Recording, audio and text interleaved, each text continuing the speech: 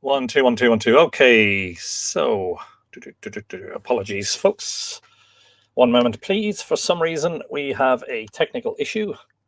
We have no camera. We have no camera showing on screen. What is the story?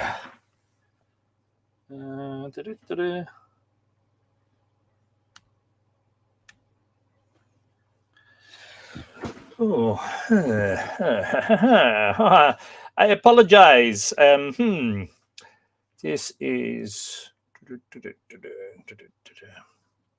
troubleshooting.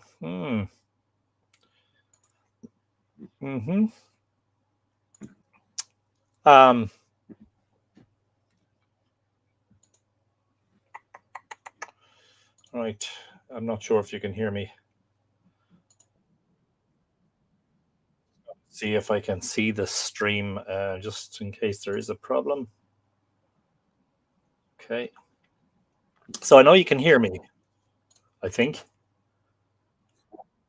Yeah, okay, I can hear it. I can't see it. This is a problem. Apologies, folks. But the setup hasn't changed. Camera is on. Camlink connection is connected. Video. Let me see. Troubleshoot.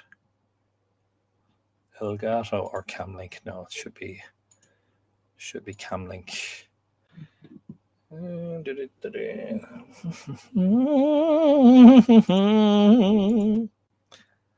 Aha! I have no idea, but come here. I think I got it working, so let's keep it. The old fingers crossed that is the case and it continues to work. Don't touch anything, Anthony. Do not touch anything. We have sound, we have picture. You probably could have done without the picture, in fairness. I mean, it's only a talking head. It's only me, probably not the most attractive specimen you've ever seen, in fairness. Now, there is another issue, which is all the Facebook users who are commenting on the live stream are only showing up as Facebook user. So, for instance, Elaine Dent Lingenfelter, who's first to comment tonight, tells us that it's a hot day in Texas where it's 32 Celsius or 90 Fahrenheit. So I don't know what's going on there. Apologies about that. Facebook user, evening, Anthony, and hope everyone is well. Beautiful pocket-sized book, landed ever living ones, excellent quality. Looking forward to reading it. Brilliant. I actually don't know who that is. Because that comment has slipped off. Hang on. Okay, let me try this. How do I show previous comments? I can't. Is that Wayne Bird by any chance?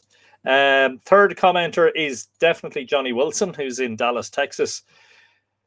Few glitches in the system tonight. Let's hope we can get through the live stream without too many of those. Tuesday Thompson, who's watching on YouTube. The YouTubers are coming up with their handles.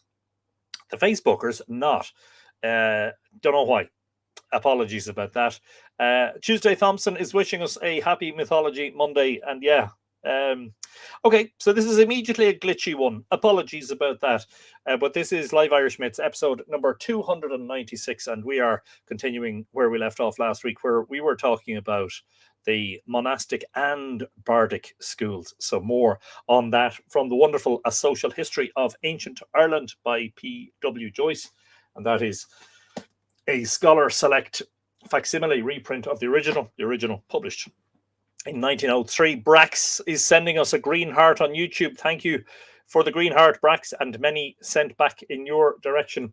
Howdy from an autumnal Louisiana. That has to be Rex Fortenberry. It's only 32 Celsius today, same temperature as it is in Texas. Hope all are doing well. All good on this side, Rex.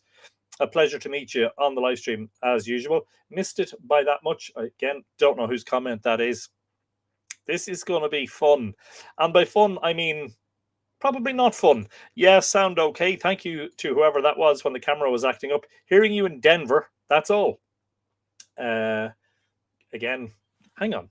I wonder, can I get the other comments up on my phone? Just give me 1 second. I want to double check who these lovely people are.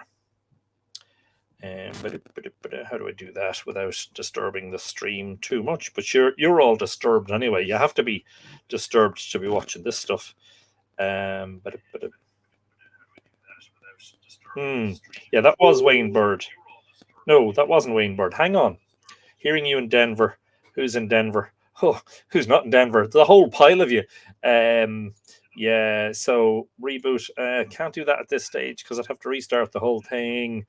Christy Goodlett, watching on YouTube, is saying greetings, everyone. Great greetings, everyone. Even hello, Christy. Good evening to you from the Boyne Valley, where it is dark. Winter is definitely on its way. A Facebook user says hi. Don't know who that is. So just for tonight, really sorry about this, folks. You're going to have to put your name with your comment. I don't know why that's happening. And I don't think there's anything I can do about it midstream. Facebook user says, there you are. Don't know who that is. Apologies. Happy Monday from Southern Oregon. Looking forward to story time. Should know who all these are, but I don't. Apologies. Pish Posh Mr. Handsome, says Christy.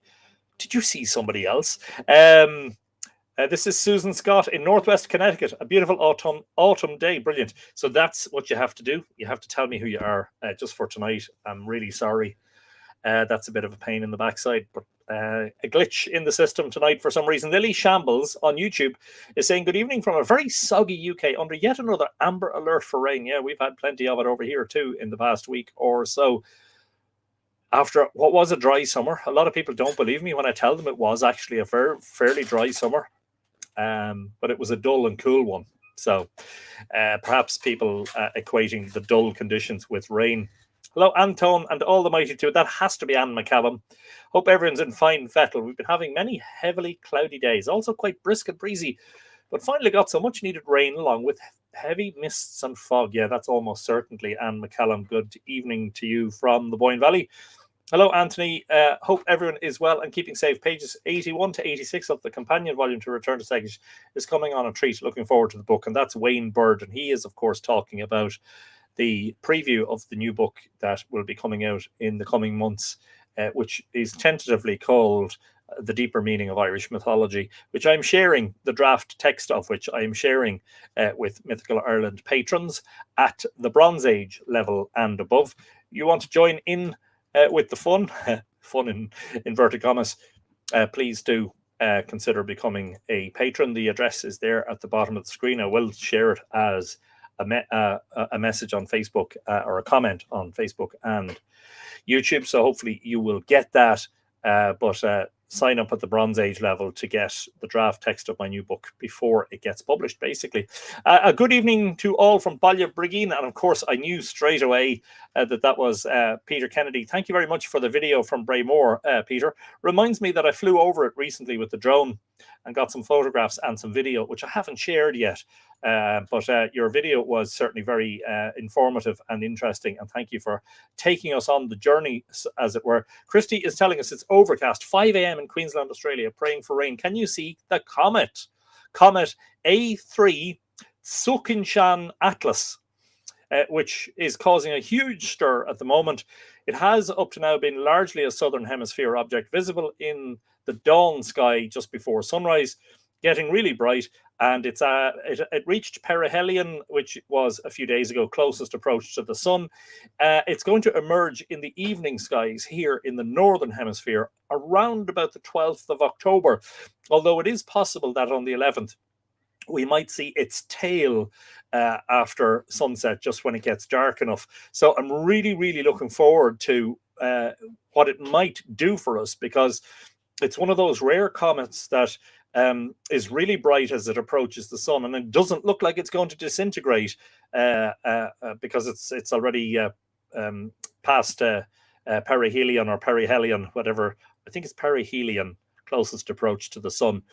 So I will be, providing the weather plays ball, I will be out and about with the camera on the evenings of the 12th, 13th, 14th, 15th of October to try and capture some images of it.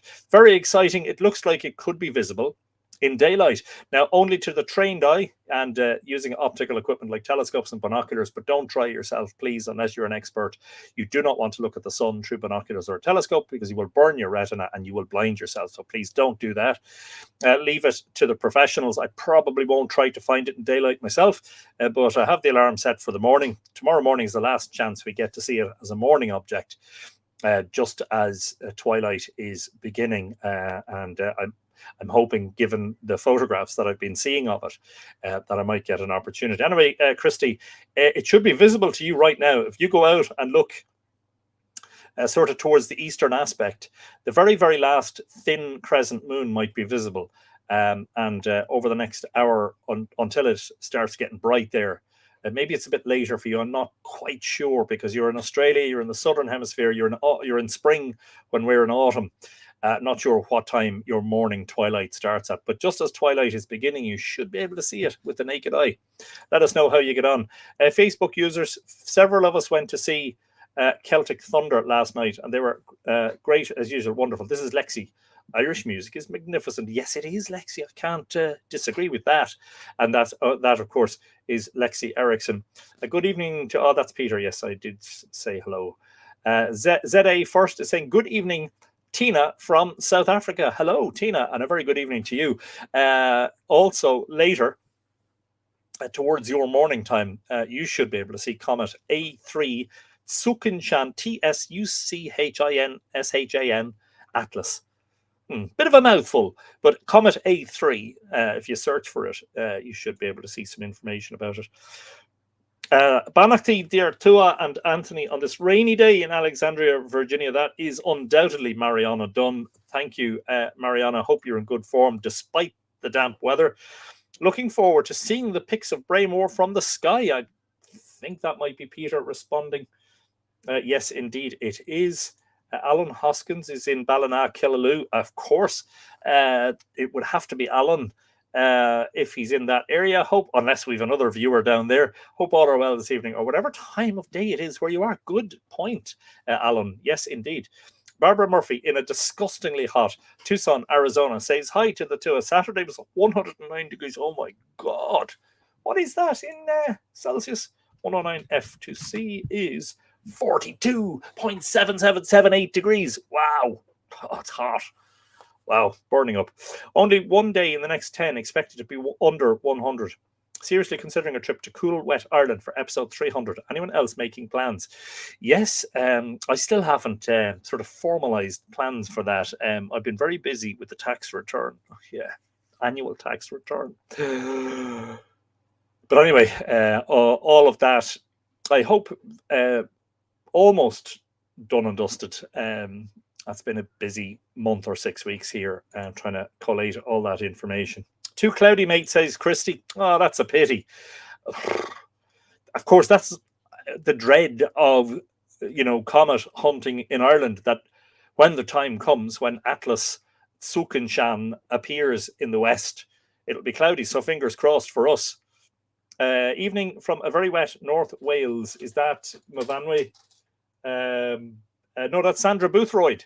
Looking forward to an exciting evening. Good evening to you, Sandra. And let's hope that it's not exciting from the point of view of having too many technological glitches, which we're clearly having. Me, Barbara Murphy, who was saying that. That's Elaine Dentlingenfelter. Yikes, says Mariana. And Alan got back from Rome yesterday. It was 29 degrees. That was enough for me. I know, right? 42.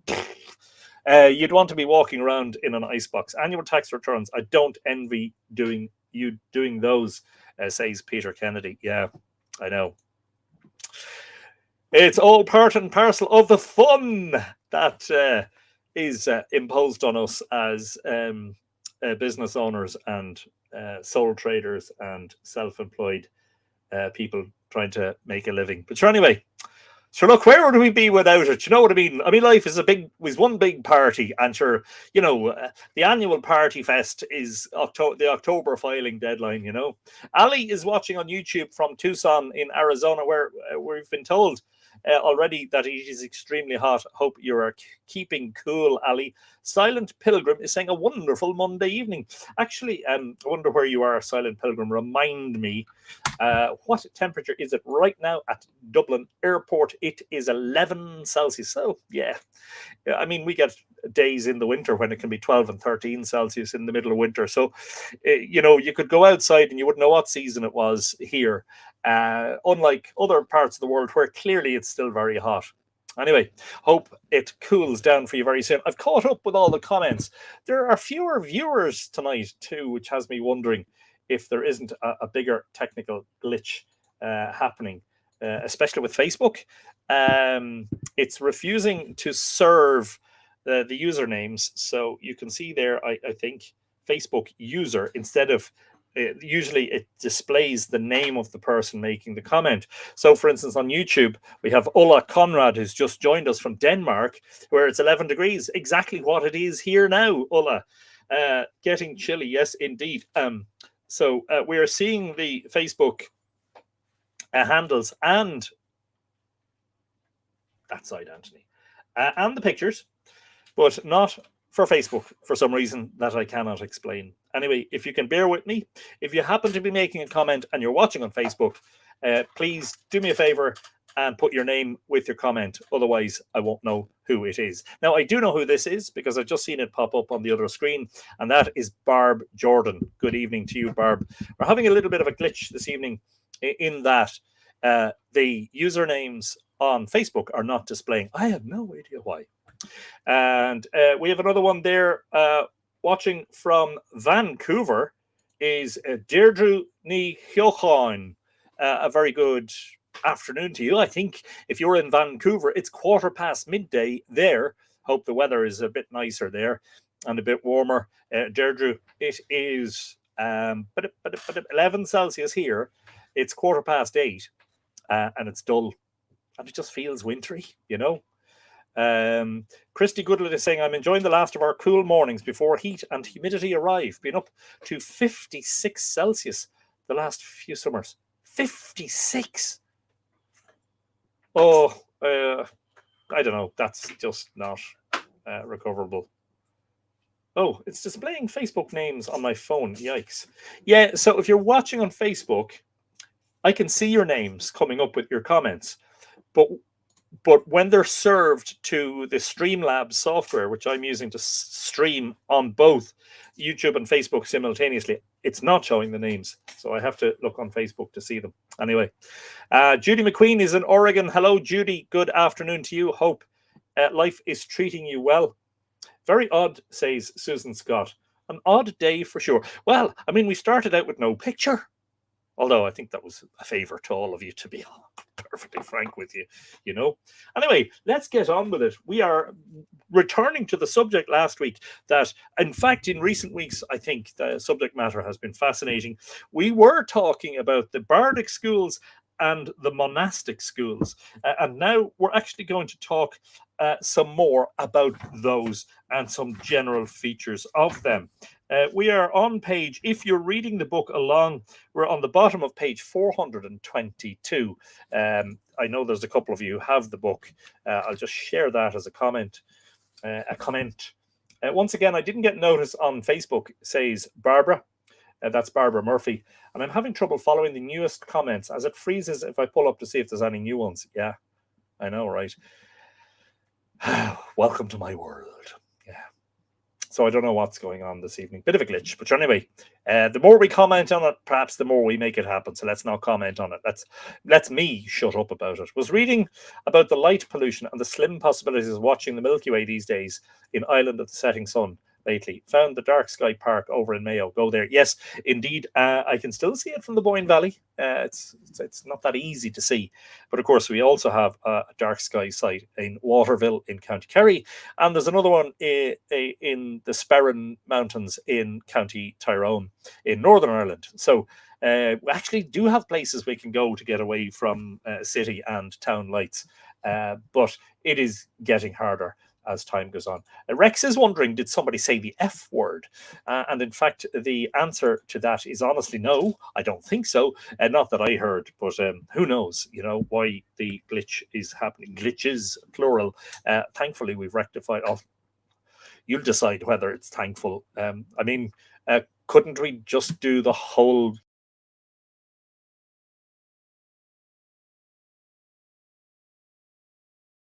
Really? Thank you for the page number. That is Lexi, who's reading along. Great stuff, Lexi. Some general features of both classes of schools. The 7 degrees of wisdom. To return to the ancient schools, the Brehon Law took cognizance of the schools, both lay and clerical, in many important particulars. So much was this the case that it is, in fact, in the Brehon Law tracts we get the fullest information about the school arrangements. The law sets forth the studies for the several degrees. It lays down what seems a very necessary provision for the protection of the masters, that they should not be answerable for the misdeeds of their scholars, except in one case only, namely when the scholar was a foreigner and paid for his food and education. The masters had a claim on their literary foster children for support in old age, if poverty rendered it necessary. And in accordance with this provision, we find it recorded that St. Maelruin of Tala was tenderly nursed in his old age by his pupil, Angus the Culdee. And we've spoken about the Culdees on more than a few occasions. The Cayley Day, the Assembly of God, a branch of the church that was set up in sort of like a little bit like the Reformation, in protest at how cozy and comfortable some of the abbots and bishops were with some of the kings, religion and politics becoming heavily entangled in early Irish medieval society. If you're interested in reading more about that,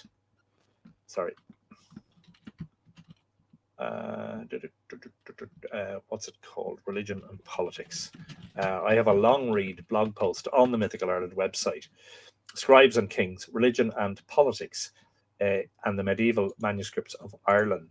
I'll share that link. Maybe you might want to bookmark it. If you haven't read it already, you probably have. If you want to bookmark it, go back to it after the end of the episode. Yeah, I did turn off the camera for 20 seconds just to say, you could do without the ugly face, but the voice apparently you can't do without because it's reading. In both, Angus was, I believe, the leader or the founder of that branch of the church called the Cayley J, and they wanted to live a more ascetic, monastic existence away from the influence of the kings. In both the ecclesiastical and the secular texts, I'm automatically filling in the gaps here. No, Anthony, just read what's in the text. In both the ecclesiastical and the secular schools, there were 7 degrees for the students or graduates, like the modern university stages of freshmen, sophisters, bachelors, etc. The degrees in the lay schools corresponded with those in the ecclesiastical schools, but except in the 2 last grades, the names differed. Sorry, I'm going to require my little pencil for margin notes. Both schemes are set forth in a scattered sort of way in a law tract known as the sequel to the Crith Gaulach, and that's Brehon Laws, Volume 4. And the grades in the lay schools are also named and briefly described in another law tract, the Small Primer, and that's Brehon Laws 527. The writer of the sequel gives first the 7-fold arrangement for the ecclesiastical schools, the 7 degrees of wisdom, Shecht Ngrai Echna. He then makes the following remark to point out the correspondence in substance between these and the 7 stages of the lay schools. Quote, the degrees of wisdom and of the church, i.e., in the monastic or ecclesiastical schools, correspond with the degrees of the poets and of the fania or storytellers, i.e., of the lay or bardic schools. But wisdom is the mother of each profession of them, whether clerical or lay, and it is from her hand they all drink. Unquote. He next proceeds to enumerate the 7 degrees of the poets, i.e., of the bardic schools, and to describe them as set forth in this book, page 430, farther on. Now, we may or may not get to 430, page 430 this evening. Monica Regley is saying connection very bad. Well, yeah, and we're only getting Facebook user. You'll see that there, Monica. They're still near Liverpool for a week, and yeah, well, I hope your connection improves. Liverpool, yes, not Liverpool, says Monica. But yeah, there's something going on with Facebook. Barbara Murphy is saying seems lots of people are having problems. Really low number of watchers today on Facebook, maybe because of this. Yep. Latest in Facebook's efforts to suppress all things wise and knowledgeable, and instead fill my feed every day with advertising, sponsored ads, and AI generated rubbish. And I'm serious. It's becoming increasingly frustrating. I can see a time in the not too distant future when Mythical Ireland's communication with the public online will be only via Patreon and the email newsletter, because social media is just becoming a constant toil. Having some problems in my area of Denver, says Lexi, but it's very windy. But regarding some of the lay schools, we obtain much additional information from a curious tract called the Book of the Olives, Ollaves, which is an anglicization of the word Ollamh, the Olaf, which would be doctors, he says. Olives would be more like the chief bards. In the Book of Ballymote, first noticed by O'Curry, where the arrangements for one particular class of schools are described in some detail. The schools in view here were the bardic schools, i.e., those for general learning, but in those for special professions, such as the law, there were probably similar arrangements. This tract gives the length of the whole course for the 7 lay degrees as 12 years, which includes 1 year for preliminary or elementary or preparatory work, and sets forth the study for each year. The careful, that's amazing, isn't it? 12 years. Sorry, taking a margin note.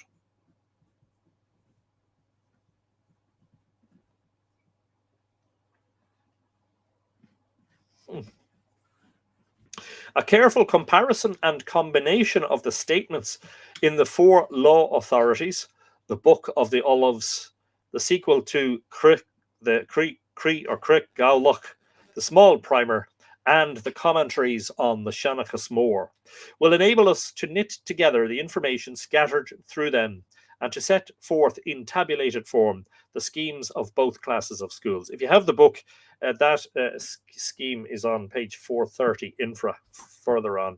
Yeah.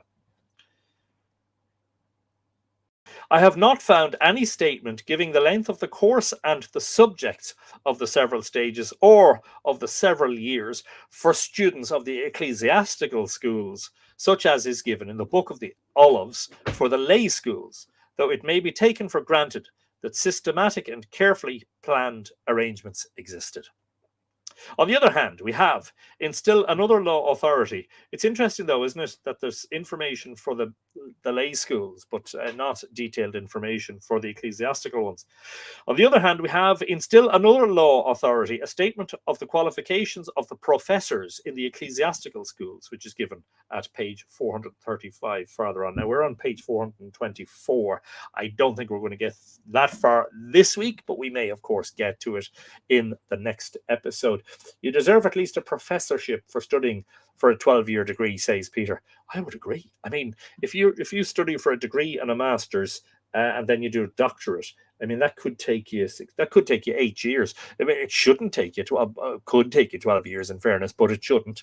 You know, It's my phone, says Monica. My Swiss provider cut my roaming about for no reason, and I can only get to them on home again. Oh, Heroes of Irish. Where am I? Why isn't that comment coming up here? I see. Heroes of Irish History and Mythology says Creek Gowlock branded purchase. Not sure what that means. You may have to flesh that one out for me. I apologize if I'm a bit slow. Is there no viable alternative to Facebook? It's bloomin' awful. Yeah. Definitely not Instagram, which is owned by Facebook. Yeah, it's getting worse and worse. The stuff that I share, I have 81,000 followers on Mythical Ireland on the main page alone, another 40,000 on the Mythical Ireland community. If I post something, it depends on what it is. Sometimes I do get some, a lot of likes and shares and comments, but an awful lot of the time I post something and it might get 10 or 20 likes and 2 shares. And you're just wondering, why are they not feeding that out? And then when I go to my own feed, it's full of stuff that I just don't want and I'm not interested in. And there's a huge amount of AI generated stuff appearing, including the fake Newgrange, which we talked about a month or 6 weeks ago. And now the newest one is this photograph of the Newgrange triple spiral, which is being shared with the comment that it is the oldest symbol in history. Well, it's not. I'm sorry. It's only, I love it and I'm very proud of it, but it's only 5,200 years old. There are symbols carved by human hands and painted in caves across Europe that are tens of thousands of years old, and further afield around the world that are much, much older. Anyway, it keeps getting shared by mysterious accounts that when you actually go to them, they appear to be getting a lot of traction. You're wondering who's paying for this, because it's very difficult for new groups and pages to get any traction on Facebook without paying. It's very strange. It's bizarre, Somebody's saying they're sick of AI. That's Lexi Erickson. Yes, indeed. Christy says Zoom. Yeah, I could do Zoom. The difficulty is, you still have to. How do people get notified? You have a bigger potential audience if you stream. Like, let's call it as it is. There are 81,000 followers of the Mythical Ireland page. There are 14 watching the live stream. So how many of the 81,000 actually got notified that this live stream was on? And I would say very few. And there are license fees with Zoom, as somebody else has pointed out. That's Mariana. I've seen that oldest symbol thing pop up a few times. I can't believe people are falling for it. Yeah. And that's the problem. A lot of people looking at that don't know the difference, and they're not questioning it. And a simple Google search will give them the right answer. Human art over 100,000 years old here in Australia. Well, there you go, Christy. This is what I'm talking about. It's not the oldest. As much as I said, it's 4 miles from me, and I've been writing and talking about it for years. It's not old on the scale of things. It's old in comparison to our lifetimes. But I show 19. Okay, well, you get the picture. 19 people out of 81,000. Yeah, they're making a fortune. We're mugs. Before setting forth the 2 tabulated schemes, it will be useful to make a few remarks on certain points in connection with them. In the Bardic schools, so far as they are reflected in the authorities from which our tabulated scheme was constructed, no foreign languages were taught. Interesting.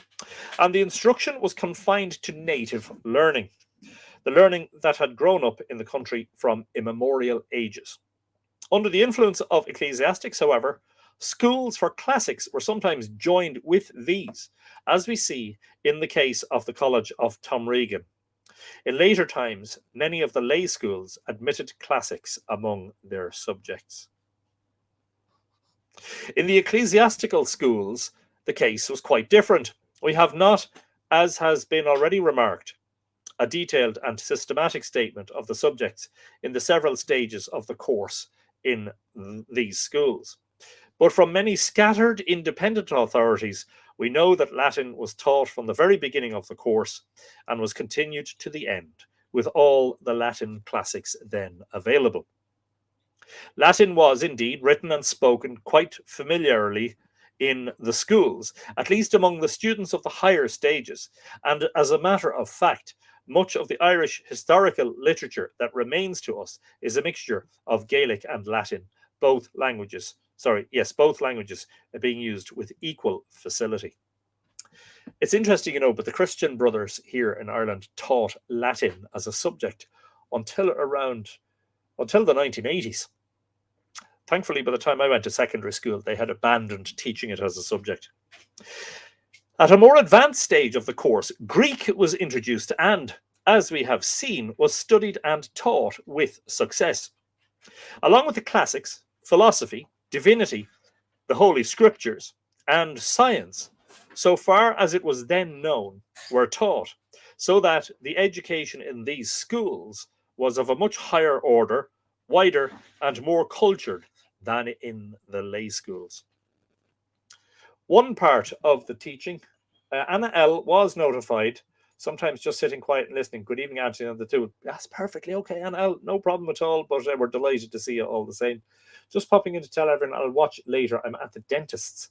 That's Desiree. Oh dear. I can't say enjoy that, but hopefully it won't be too unpleasant a trip to the dentist for you, Desiree, and we'll catch you on the replay. But there's your wave anyway, and we're very glad that you popped in to say hello. Always a pleasure. One part of the teaching in both lay and ecclesiastical schools consisted in explaining ancient Gaelic writings. For the Gaelic used by very early writers became, in a great measure, obsolete as centuries rolled on, as happens with all living languages. Accordingly, successive scholars wrote commentaries explaining most of the obscure old texts. And after a long lapse of time, when even the commentaries themselves became old and hard to understand, it was customary with many teachers to lecture on both texts and commentaries and to expound the general meaning. For instance, the Seanachas Mór was lectured and commented on in this manner in the law schools. And the tripartite life of St. Patrick, Dallan Forgoil's Aura, and Angus's Failure were expounded by the divinity and literary lectures in the monastic colleges. This custom prevailed down to the time of Campion, and doubtless later. He says in his history, page 17, written towards the end of the 16th century, quote, "But the true Irish, i.e. the ancient classical Irish, indeed differeth so much from that they commonly speak, that scarce one among 50, that's 100, 1 in 100, can either write, read, or understand it. Therefore, it is prescribed among certain. Their poets and other students of antiquity." So, studying the earlier version of Irish was reserved for the experts, and I mean that's the case, isn't it? Where we have philologists and linguists who've been translating Middle Irish and Middle Irish texts, but uncovering evidence of an older version of Irish that they call Older Irish, buried in those Middle Irish texts. Mavanwe Millward, sorry, Mavanwe, we're having technical hitches, so all the Facebook users are just coming up on the stream as Facebook user. I'm here, but very sleepy after a lot of driving around Wales over the last week. So let's see how long I last. Hopefully, we won't put you to sleep. That would be nice. Glad you made it for any amount of time, says Barbara. Yes, indeed. Absolutely. Murph Ow Eek, says Rex, no doubt in relation to Desiree's trip to the dentist. Mercy nuns taught Latin at my secondary school, Mount Mercy in Cork, says Deirdre. What was that like? Was that like, oh no, we have to do this, it's terrible? Or, were there people who actually enjoyed it? It's an interesting one that they should teach a dead language, a language that's not being used, But of course, it's the language that lies at the basis of Christianity, of Catholicism, actually. The two things being very closely intertwined over the years, decades, and centuries. Yes, the successful study of the tales shown in the tabulated scheme meant that the student should know them perfectly by heart, so as to be able to recite any one or more of them at a moment's notice for the instruction and amusement of a company. Imagine me sitting here trying to learn all this by heart so that every episode I could just recite everything by heart. The knowledge of historic and romantic tales and of poetry was looked upon as an important branch of education, and with good reason, for they inculcated truthfulness, manliness, and, according to the standard of the times, all that was noble and dignified in thought, word, and action. Along with this, the greater part of the history, tradition, biography, and topography of the country, as well as history and geography in general, was thrown into the form of verse and tales. And that's very important, because I've often said, as Richard Moore has sort of started the ball rolling with me on that one, is the idea that the Dinhianicus and related metrical verse it was a way of rhyming into memory the landscape, like a medieval and early historic and late prehistoric version of Google Maps and the Ordnance Survey. Because prior to maps, you needed to know how to get around. Well, how did you know Tara was in that direction? And if you were traveling from, for instance, Rathcroghan to Tara, how would you go? Well, of course, you'd go by the Schliashil, the smooth road, past Tom King's Forge, which I've no doubt was there in the Bronze Age, one of his ancestors. But, you know, being able to pinpoint the various landmarks along the way. So topography and geography kind of going hand in hand as a way of, in verse, I mean, as a way of memorizing the landscape. Stories and poetry therefore formed a leading item, not only among professional men, but in general education, and every intelligent layman was expected to know some tales and poems, so as to be able to take his part in amusing and instructing in mixed companies when the occasion arose.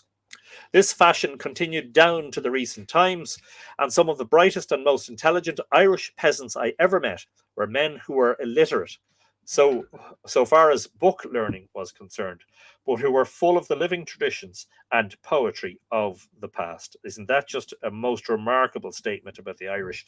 And they, of course, the truthful, especially the foreign scholars, especially the British ones and antiquarians. For instance, Charles Vallancey, the British military surveyor of Ireland in this 18th century, who was one of the early antiquarians to study Newgrange, had a great respect for the lore of the peasantry, of the Irish peasantry.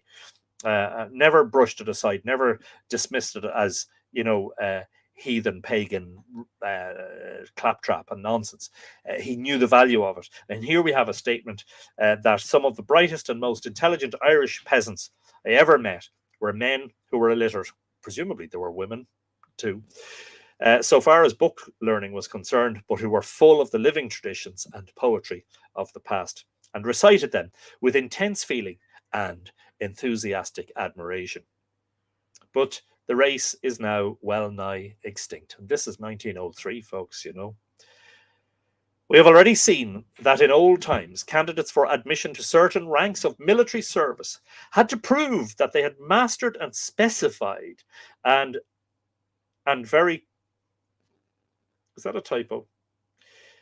We've already seen that in old times, candidates for admission to certain ranks of military service had to prove that they had mastered a specified and very considerable amount of poetry and tales. It's just the way I was reading it.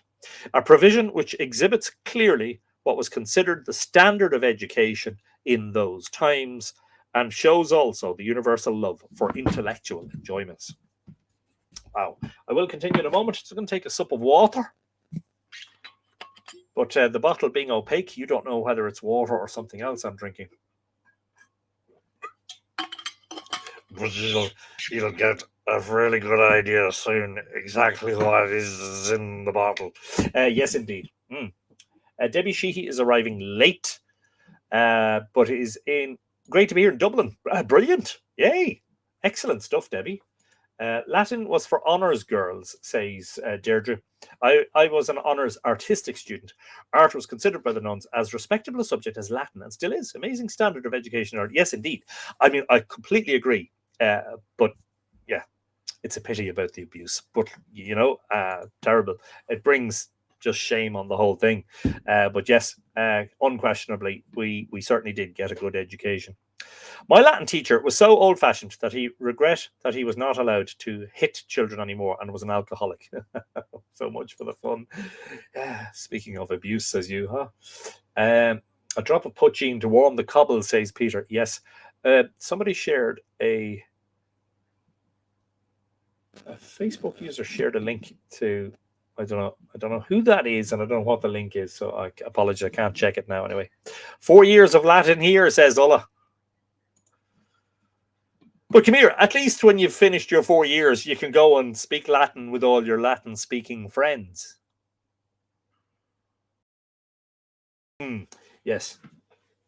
All those professorial scholars of Latin from the universities that you know. Yeah, none of us would speak Latin. Until Vatican II, Mass in Ireland was Latin, and the priest said the Mass was back to the congregation.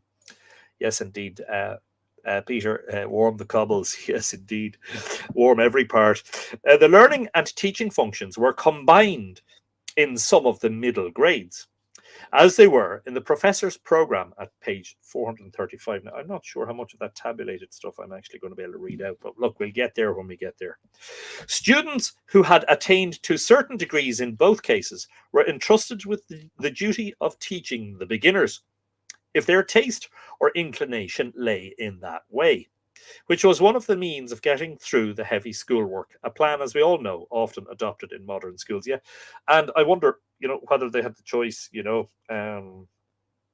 because certainly if I was going back to school, there'd be subjects I'd say, no, thanks, I don't want to do that again, but can I do this instead, In the tables of page 430, the first word, which is printed in heavy type, is the description of each part of the course. Sorry, in the description of each part of the course is the designation of the graduate of that particular stage, and these quaint designations are followed by the equally quaint descriptions.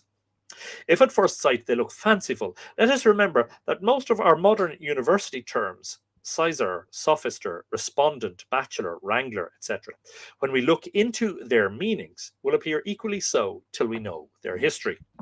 The 3 steps, Olyra, Tavan, T-A-N-A-N, with a vowel either side, that would almost certainly be lenited. Tawan, if you prefer in modern Irish, Drishach, at the head of the lay school scheme, are given by the commentator on the Shanachas Mór, though not by the other authorities named above. But they were merely preparatory and not recognized as, quote, degrees of wisdom, unquote. Hello, Anthony, Tom, and all the two. That's Samantha Healy. Sorry, Samantha, we're having a glitch this evening with Facebook. It's not showing the usernames, so we're just getting Facebook user for all the Facebook comments. So I'm having to check. Lexi has lost all sound. So hopefully Lexi's the only one who's lost sound. 1 2 1 2 1 2. 1 2 2 1 2 2 2. Testing. I do not know what the oghams were. In fact, I do not know what the oghams were in the first 3 years course of the schools. O'Curry translates the word alphabets, which is as obscure as the original. Perhaps the ogham of the lay schools, that's O-G-H-A-M, correspond with the Ivgitcher or alphabet of the ecclesiastical schools. If this is so, the oghams here were brief literary or scientific maxims conveying useful and important information. Apparently, Movanwe is now awake thanks to my 1-2ing. So I think, Lexi, you're on your own in terms of having lost sound. Apologies about that. That there were collections of such terse maxims, we know from Cormac's and O'Cleary's glossaries, in which they are designated Minerva or Mionarva, a term which O'Cleary explains, Mionarva Kierge, that is to say, short, scientific rules which are in poetry, unquote. On account of their concentration and shortness, Cormac derives the word from Latin minus, but it comes rather from the cognate word min or mion, small. Dr. Ritchie, the legal editor of the Brehon Law volume containing the Cree Gowloch and the sequel, judging from the single text before him, in which, moreover, there is nothing to warrant his conclusion, undertakes to pronounce the sevenfold classifications of the degrees in the lay schools. Fochloch, Macfurmage, Dosh, I said that like Spanish for two. Dos. Would that be Dosh? DOS. Dos. Kana, Clee, Anru, Olive, as given in the table, to be, quote, plainly merely an exercise of the imagination, unquote.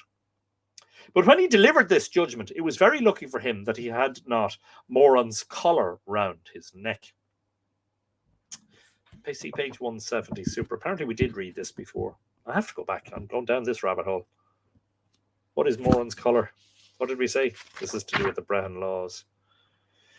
In early times, the Brehon was regarded as a mysterious, half-inspired person, and a divine power kept watch over his pronouncements to punish him from unjust judgments. Quote, when the Brehons deviated from the truth of nature, there appeared blotches upon their cheeks, unquote. The great Brehon, Moran, son of Carberry Kincach, King of Ireland in the 1st century, wore a sheen or collar around his neck, which tightened when he delivered a false judgment. Yeah, remember that now. Oh, when was that? We must have read that one months ago now. Spanish was a bit easier to learn after that, but then could have skipped the Latin then anyway. He says, oh, yeah, fascinating stuff. Yeah, right, in terms of going out to talk to the professorial and multifarious and multitudinous speakers of Latin in the modern era who are all over the place, right?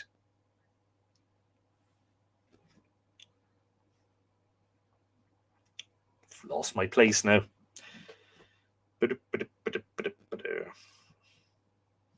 Yes.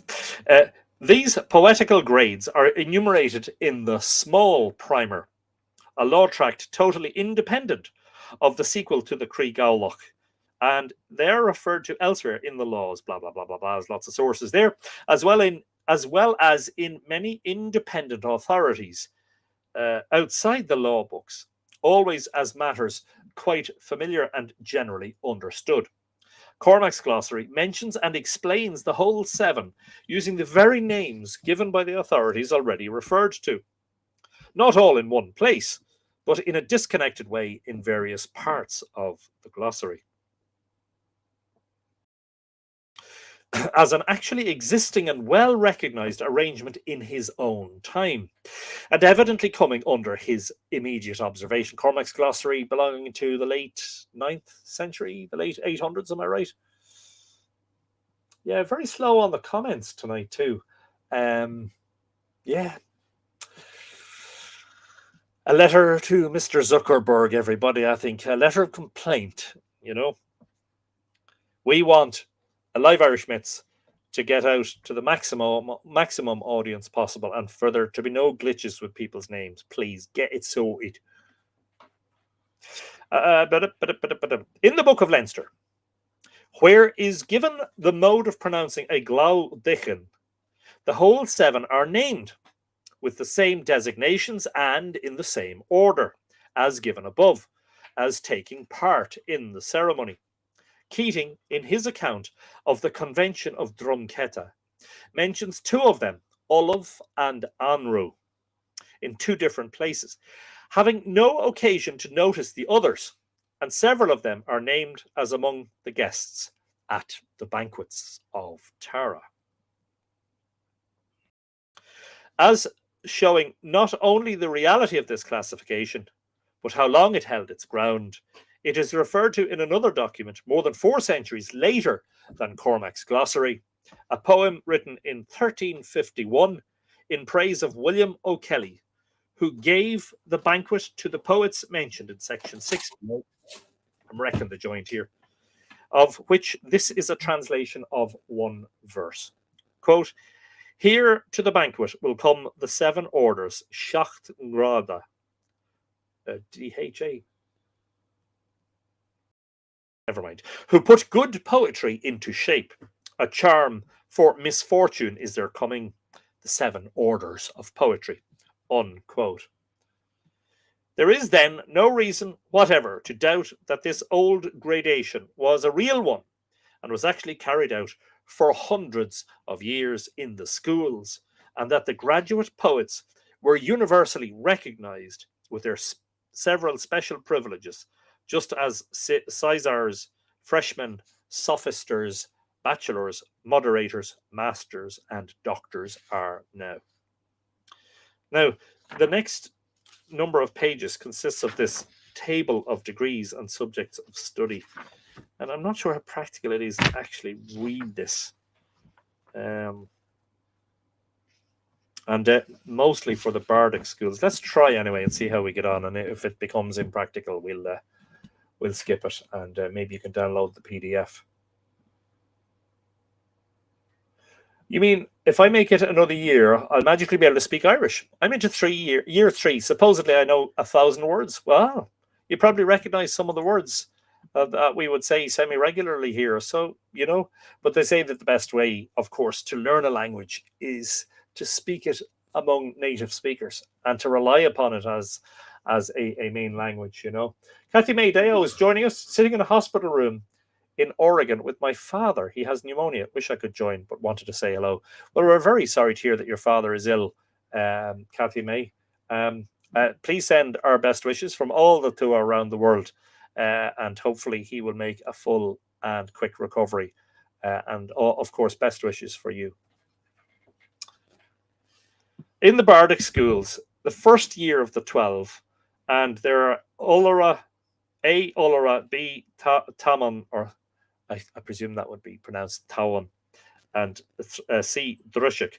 The students with these designations were engaged in elementary work corresponding to what we find in our elementary schools or in the junior classes of intermediate schools.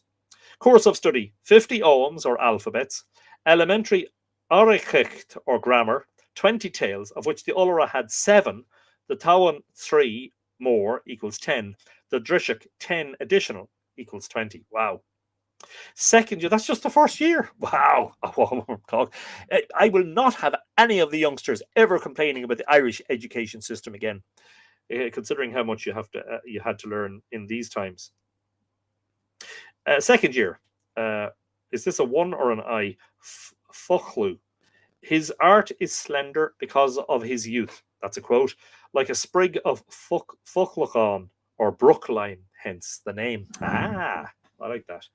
Course of study: 50 oghams, along with the 50 of the Drushik, 6 easy lessons in philosophy. Is there such thing as an easy lesson in philosophy? I think, therefore I am. Certain specified poems, 30 tales, i.e. 10 in addition to the 20 of the Drushik. NB, it is the same all through, i.e. the number of tales required for each grade includes those of the preceding grade. Fair enough. Third year, Mach Furmage, quote, so called because he is set Furmuher to learn an art from his boyhood, unquote. Course of study: 50 oghams more than the Fuchluk, i.e. 150 altogether. Wow. That's 150 alphabets. I'm not quite sure what is meant by that. Was I not paying attention to my own reading a while ago? I don't follow. In the first year of study, you learn 50 oghams or alphabets. Surely it's not possible to learn 150 alphabets in 3 years.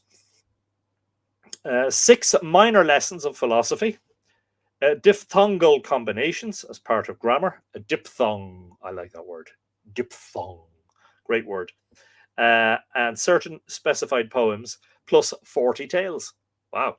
Fourth year, dos. You see, I'm thinking of Spanish. Dos, so-called, quote, from his similarity to a dus, i.e. a bush or a young tree, unquote. Okay. Course of study: the Braha Nemed, or the Law of Privilege. 20 poems of the species called Eman and 50 tales.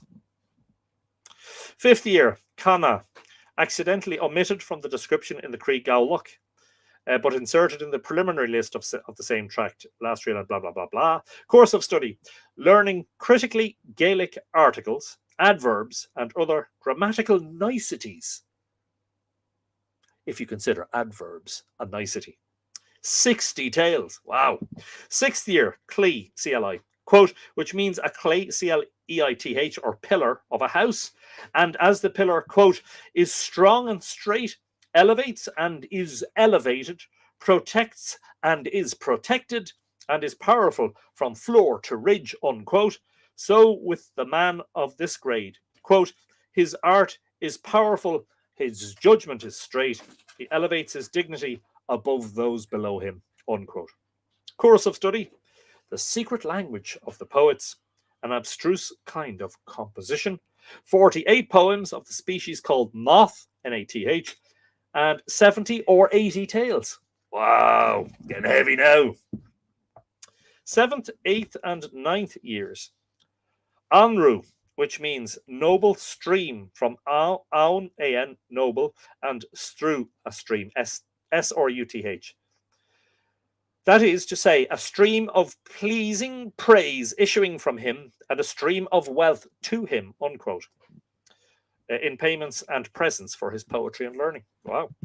Course of study: 7th year. The Brosnacha, i.e. miscellanies or collections assigned to the Shai. Is that S-A-I, father? The Shai, or professor. The laws of bardism, i.e. the special style of bardic poetry. This is really getting quite serious now. This is really specialist stuff. This is where you decide you're going to specialize in a particular area, and you become a doctor of something. Good question. How old would you have been when you started the bardic school? He doesn't really say, does he? It's a good question. I presume you would have been in sort of adolescence and early adulthood, as you're going through the years. Ivania Lee is saying, top of the morning to you, Morena. Good morning. Maori greeting. Thank you very much. No, that's not the one. Sorry, you have to scoot. That is Rex. See you later, Rex. Thanks for joining us. That is the one, and that is Ivania Lee. Good morning, Ivania, and I hope you're keeping well. I wonder, can you see the comet in your pre-dawn skies? Comet A3, Sukinshan Atlas. And I thought there were some unpronounceable words in this book. Where are we now? Sorry, yes. 8th year, prosody, a very complicated study. Glosses, i.e. the meaning of obsolete and obscure Gaelic words. Tenem Lije, Imbus Forosni, and Dichatal Docheniv, which are the 3 great mystical talents that Jevna learned when he burnt his thumb on the salmon of knowledge and became Finn. Denchanicus, or historical topography of Ireland. Wow, fascinating. Okay, can I put an NB there?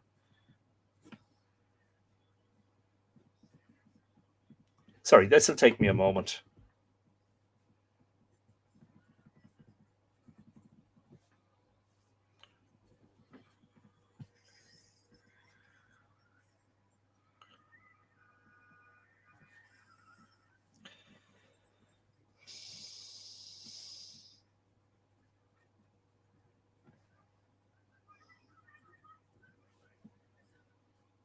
It's very important, or it's very interesting that it should be in the 8th year of study that they learn Denchanicus material, because at this stage it is quite onerous what you're studying. And Denchanicus, as I say, very, very important, because we have Denchanicus poetry and prose preserved in at least a dozen manuscripts, which I think demonstrates the the importance of preserving the topographical poetry and prose, and the origins and meanings of place names, and of course much of that relating to the goddesses in particular and the gods. Michael Pike says, doing the best I can, which has merit. Absolutely. Yes, indeed. Tom King is in the house. What was Finn's first name in the Salmon of Knowledge? Yeah, so I wrote, as you probably know, uh, a monograph about Finn and the Salmon of Knowledge, and that's something that a lot of people don't know about Finn. I'll paste the link to it there. Is that before he was called Finn, his name was Jevne, or I think apparently it's pronounced Jaina in modern Irish, Demne. Sorry, my keyboard is Gemna, which apparently equals in something along the lines of certainty in the English language. That's Deirdre who was asking about that. Yes, indeed.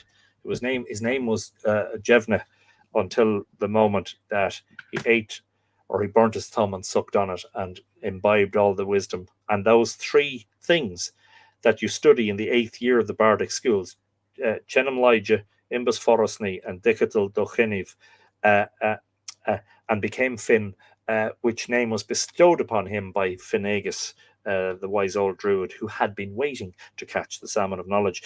9th year, a certain specified number of each of those compositions called Senat, Luoska, Nena, I'm reading, this is very hard to read, Bochri, Sru, and Duli Feda, to master 175 tales during the 3 years, i.e., that's 7th, 8th, 9th years, i.e., 105 or 95 in addition to those of the Clee. Wow. You basically spent all your time studying and learning. You wouldn't have had any time for other pursuits. You wouldn't have had any time for the opposite sex. Yeah, so Tom, we're having difficulty with Facebook this evening. People's names are not appearing. Another tour running late. Just finished one, Tom. Well, wow, you're a busy man. And sure, look, isn't it better to be busy than to be sitting around doing nothing? 10th, 11th, and 12th years. Olive. He has 3 designations. Aecus, ECES, or Man of Learning. And I just mentioned Finnegas. That was the name of the druid in the Salmon of Knowledge. Finn, E, Father, CES. Finn, the Man of Learning. In other words, some scholars say there were basically 2 versions of the one thing, the old man and the boy. Coincidentally, the conversation between an old Ashandri and a young boy, a wise old man and a young boy, is what is contained in my novella, Land of the Ever-Living Ones, recently republished in a new mini compact pocket little format. You can order that on the website as well. Signed copy, of course. If you order through the website, I will send you a personally signed copy. So that's Aecus, a man of learning, Phila, a poet, and Olive, or doctor. The Olive of wisdom or learning teaches the 4 departments of Philiacht or knowledge without ignorance in them. Course of study, 10th year. A further number of these compositions studied in the 9th year. 11th year, 100 of the kind of composition called Anivwin, which was composed only by an olive. Now it's really, really sophisticated stuff here now, really specialized. 12th year, 120 kettles or orations, the 4 arts of poetry. And it says, NB, during the 3 years, he had to master 175 tales, along with the 175 of the Anru, which is 350 tales altogether. Wow, in 12 years. At the end of the 12th year, if the candidate acquitted himself satisfactorily, he became an olive, or Ollamh is the Irish word. In the ecclesiastical schools, now there is a corresponding column beside these, but much less is known about the ecclesiastical schools. What I've been reading is from the Bardic schools, and I'm not going to read the ecclesiastical schools. You can, I believe, I'm not sure, I hope it's legal to do so, because I think it's out of copyright. You can, I think, download a PDF of this book. Better still, buy yourself a copy of it. I mean, you'll love it. In the Ecclesiastical schools, there was another classification of 7 grades, or 7 orders of wisdom, as they are here also called, which is so different from that already given, corresponding in no particular, except in the number of grades. That the two were obviously quite independent of each other. The scheme already given had chiefly the students in view, but this one is evidently a classification having reference mainly to professors or teachers, of whom 3 of the lower grades were themselves learners. Still a long way to go with all of this stuff. Several more episodes, at least 2 anyway. Yeah. Did the first Christian symbol of fish have something to do with the choice of name? Man of knowledge, salmon of knowledge, learning. I'm not sure. That's Avania Lee asking that question. Very interesting question. And the immediate answer is not sure at all. Mavanwe telling us the salmon of knowledge story has similarities with the Welsh legend of Gwion Bach and Taliesin. Hope I'm pronouncing those somewhat approximately right. I probably am not, but apologies if that's the case. But this one is evidently a classification. Yes. Sorry, yes. Look, I'll read it again. I should do, shouldn't I? Because I'm after distracting you and I.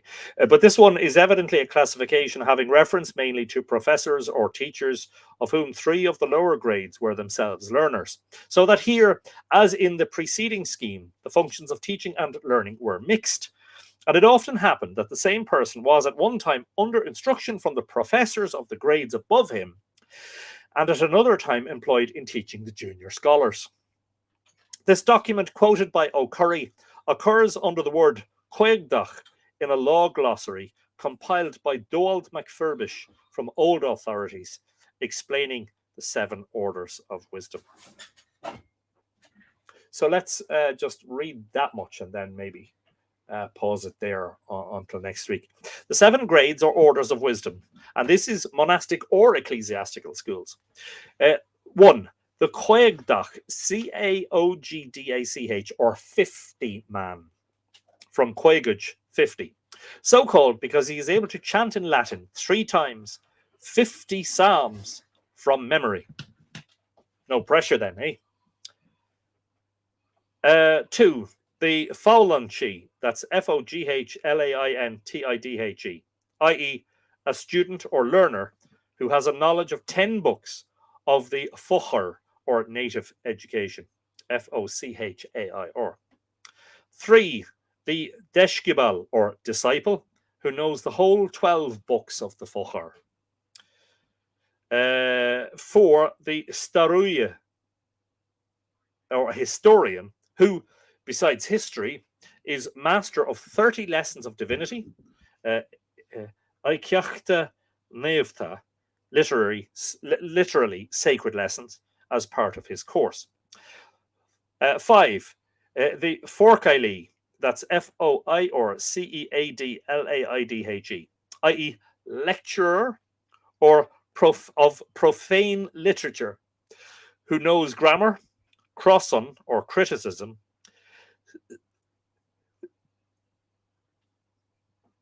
syllabification. I had to take my time pronouncing that one to make sure I got it right. Can I do it twice? Syllabification or orthography, enumeration or arithmetic, and courses of the sun and moon, i.e., astronomy. Wow.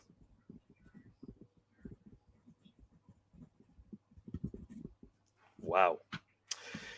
6. The C. Canone, Saoi, Cano Father Ine, or professor of canon, i.e., divinity professor, who has full knowledge of the canon, quote, that's an unquote, and of the history of Jesus in the sacred place in which it is to be found, namely the Bible. That is to say, the man learned in, quote, Catholic canonical wisdom, unquote. And 7, the Drumclee, Durumcli, a man who has a perfect knowledge of wisdom, quote, from the greatest book, which is called the Quilman, to the smallest book, which is called the 10 Words, which are well arranged in the Good Testament, which God made unto Moses, unquote. Wow, fascinating stuff. There's something interesting, this is Mavanwe, about the symbolism of the fish in Christianity. The fish, ichthys, was used as a code for persecuted Christians to meet. During the times of persecution by the Romans in the first centuries, the fish symbol was used among Christians in hiding to display meeting places for everyone to meet and worship, a little bit like the Mass Rock of the penal times in Ireland. They could be spotted on trees or doorways or even tombs. And at the same time, the fish symbol was also used by several pagan religions, so they wouldn't bring about suspicion from anyone about what it could be. Fascinating stuff. Wow. Definitely interesting. Night Owl has joined us right at the very end, I should add. It says, sup. Sup. What time period is this pertaining to?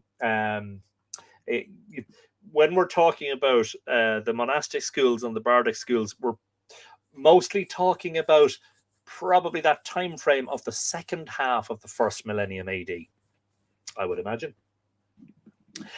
and maybe a little bit later. Fascinating stuff. Really, really enjoying all this. Although it's kind of, it really puts me in the picture about,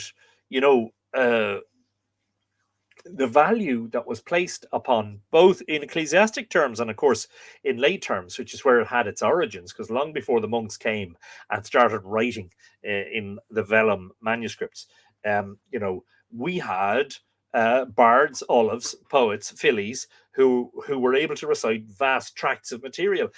We were an entirely oral culture, or 90% an oral culture for centuries and centuries and centuries, something that emerged out of prehistory, probably. I say all of this goes all the way back to the Mesolithic, probably the Paleolithic, to be honest.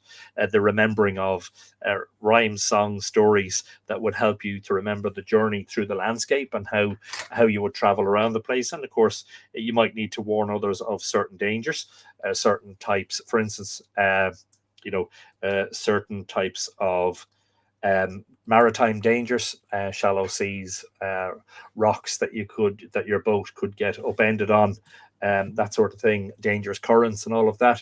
And if you're traversing land, of course, in Ireland, well, there was a lot of bogs and undrained land prior to the last few hundred years. Bogs, mountains, forests, all that sort of stuff. And if you were traveling from one place to the other, it really would be helpful if you had a mind full of songs, verse, and stories that you could recall in order that you could retrace the footsteps of others or your own footsteps through the landscape. Amazing stuff. But the sheer amount of stuff is so hugely impressive. And we used to I personally hated it, but I can see the value of it. I hated having to learn. I hated spending 6 or 8 hours at school and then being told by the teacher, I want you to learn this poem off by heart by tomorrow, or the first couple of verses of it. I hated having to learn stuff by heart. Teachers expected us to learn Shakespeare or whatever. We were studying Macbeth, and before that, or after that, what was the other one I did? I did Macbeth and not Romeo and Juliet. I did Macbeth and not King Lear. Can't even bloody remember. It'll come back to me. And I actually hated it. I really despised it. However, one thing that I've tried to do at least a little bit of, is to memorize certain things. Certain poems written by poets close to the Boyne Valley, stuff that I can recite as part of a tour. For instance, when I'm at Douth. On my Douth tours, talking about John Boyle O'Reilly, the poet and patriot who was born at Douth in the early to mid 1800s. Excuse me, tired now. But yeah, I suppose you could say that I have been very heavily influenced by the education that was given to most Irish people in the 20th century, which was, uh, you know, uh, almost all of us got an education from, if not ecclesiastics like Christian brothers or nuns or priests. They were in charge of the schools. So your lay teacher would give you a similar education. What was the point? There was a point. Yeah, I've been very heavily influenced. I'm definitely a book scholar rather than a learn by heart poetry scholar. I don't make any apologies for that, but if I had existed in medieval Ireland, of course, I would have to be the latter. I'd have to be a scholar of being able to recite, because back then there weren't libraries, except in the monasteries. I mentioned last week, and there was quite a lot of interest in it, and I didn't dig it out like I promised I would. That book that is called The Alphabet and the Goddess, and how writing rather than reciting and learning changed not just Western civilization, but changed the course of history, and was very damaging in particular to the image of the goddess, apparently. I'm looking forward to reading that. That was one that was recommended to me by John Main. John hasn't been on lately. He contacted me today. He's still recovering. He was unwell for a bit, so maybe send him your best wishes. Tours are going well, Mariana, except for, of course, at this time of the year, they're starting to wind down for the winter. So I have to find something to replace them with. Barbara Murphy was interested in, I still didn't respond to your email. There's a backlog of emails because we've been busy with the tax return about episode number 300. I am still hoping and planning. I know it's only 4 episodes away, but if you think about it, it's a month away.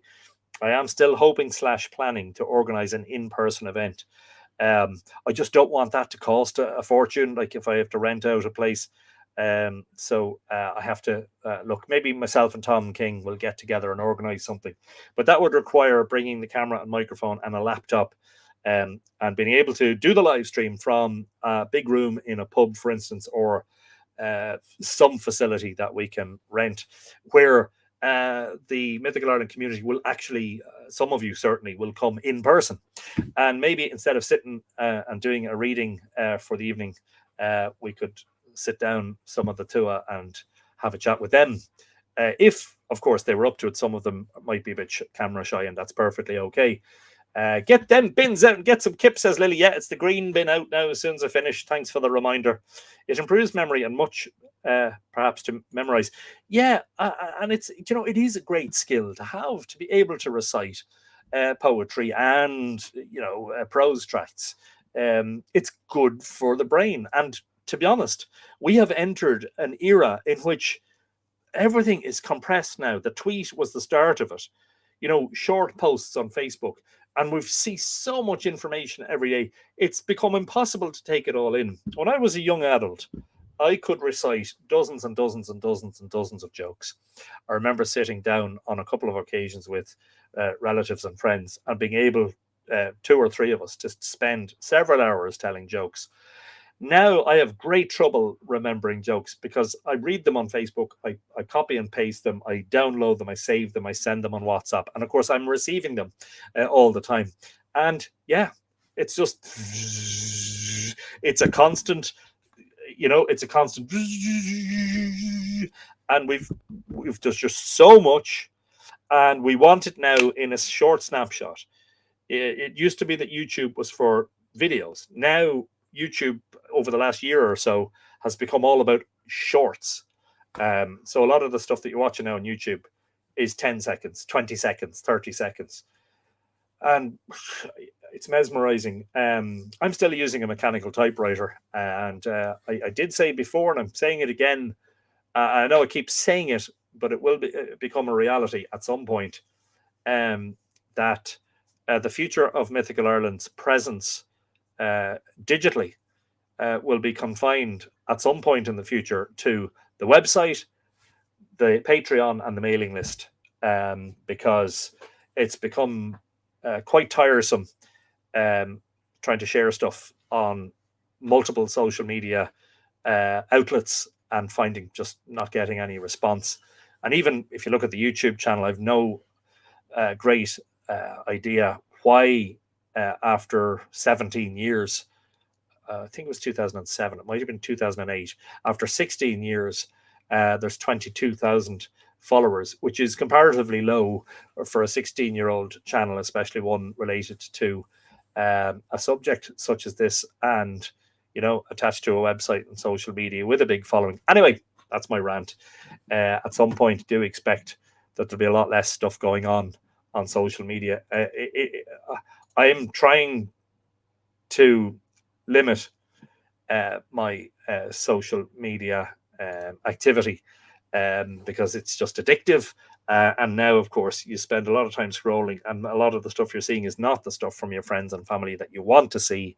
It's sponsored adverts, an awful lot of false advertising about rubbish, indestructible drones, for instance, and then AI generated content, which is really taking off. Some of it, as I said recently about Newgrange, that was very misleading and fake, and just kept getting shared and kept appearing here, there, and everywhere, But anyway, to the James Brown, any works specifically on memorization or the art of memory in the monastic and bardic schools? Honestly, James, not that I can sort of recall for you immediately. What I would be inclined to do is have a look at, well, I think I was saying you can probably get yourself a copy of this fairly cheaply, a social history, but there are footnotes. Of course, this was written in 1903. O'Curry and Keating's history and others. But specifically, no, not here at the moment. I can't. Can someone create a Mythical Ireland platform? Well, the platform, I suppose, kind of exists in the form of the website. It's being able to use that as a center rather than having to use Facebook. I mean, it's just, as far as I'm concerned, Facebook sold their soul. They're making millions and millions and millions, but off the back of destroying democracies and allowing people to spout nonsense, and nothing is checked, and the amount of abuse on Facebook is just unbelievable. And of course, now you've got this Threads thing, which I signed up to recently, and there is a Mythical Ireland Threads account. But every day I'm getting several notifications from X or Twitter, several from Instagram, and several from Threads. And the ones on Threads are all very controversial. They're all, it seems that I don't get nice suggestions. I don't get suggestions saying, hey, you might be interested in this video about Newgrange, or hey, you might be interested in this new revelation about this comet or this planetary movement or whatever. But a lot of it is, somebody saying something to somebody, some celebrity being controversial, some politician doing or saying something controversial, some video of somebody being violent against somebody, somebody spouting hatred and racism. You can tell I'm frustrated, can't you? Anyway, if you want to get away from that, 3 places. mythicalireland.com, the website, which is a huge resource. Join the mailing list. That's free. That won't cost you anything. And there's at least once a week emails, sometimes twice a week, mostly once a week. They're generally long read emails. The last one was about the cloak of invisibility. And the subject line was something like Harry Potter's cloak of invisibility is straight out of Irish myth, and several examples of how the cloak of invisibility was a thing in Irish mythology.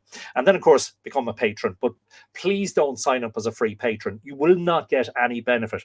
Please sign up at one of the paid levels, because you get stuff and I get helped to make a living, and I get helped to create more of this stuff. Anyway, that's it. Sorry about all of that. Well, it's not really sorry. Sorry, not sorry. I think a lot of you are sitting there probably nodding in agreement going, yeah, my feelings exactly about Facebook. I can see a time in the not too distant future when I just won't use it anymore. I wouldn't delete my account because there's lots of memories. And because I've been on Facebook for a long time, I love the memories, and I love seeing old pictures, and especially of the kids and my wife and family and all that stuff. Yeah, like today, 12 years ago, I was just preparing Newgrange Monument to Immortality for publication. And I shared one of the photographs that wasn't going to be featured in the book that I liked of the monument. Anyway, there you go. I agree with your Facebook rant, but I still don't know any of the other place where we can interact. Yeah, I know. That's yeah. There hasn't been an effective um,